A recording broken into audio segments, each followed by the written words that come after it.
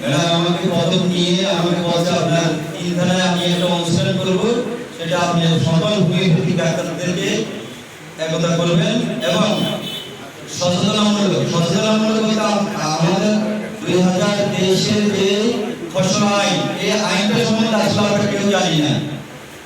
তো ম্যাডাম হচ্ছে যে আমি ওই আইন সম্বন্ধে আপনাদেরকে সচেতনামূলক একটা প্রতিবেদন দেব, যেন আপনারা সুন্দরভাবে আপনারা দোকান পরিচালনা করতে পারেন, কোনো আইনগতভাবে কোনো ধরনের সমস্যার জন্য না পড়েন।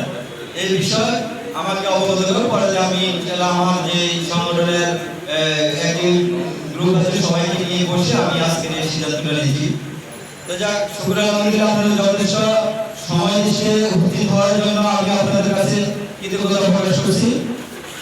তো আসলে আমরা এই চিঠিগুলো বিক্রি করতে গিয়ে আমরা অনেক ধরনের কথা বলছে, অনেক ধরনের ইয়ে করছে। আসলে যা বলছে সব বলেছে আপনাদের আমার একটা কথা, আপনাদেরকে আজকে এখানে আমাদের ম্যাডাম আসার পরে আপনারা বুঝতে পারবেন আসলে আপনাদেরকে সচেতনমূলক বক্তব্য দিবে এবং আপনাদেরকে আইন সম্বন্ধে শিখাবে। এরকম একটা অনুষ্ঠানে যদি আপনাদেরকে উপস্থিত যদি না হয় তাহলে আমরা কোনটা হবো? হ্যাঁ, তো ম্যাডাম বারবার একটাই কথা বলছে, আপনাদেরকে আমি 2023 ফসল আইনের সচেতনমূলক সম্বন্ধে আইনটা সম্বন্ধে আপনাদেরকে অবগত করবো। আপনারা যেভাবে দোকানটা পরিচালনা করতে পারবেন, সরকারকে আমরা স্বাধীনতা দিয়ে সরকারের আইন কানুন মেনে আমরা দোকানদারি করবো, ডাক্তারি করবো, আমরা রোজগার আমরা কি করবো, উপার্জন করবো।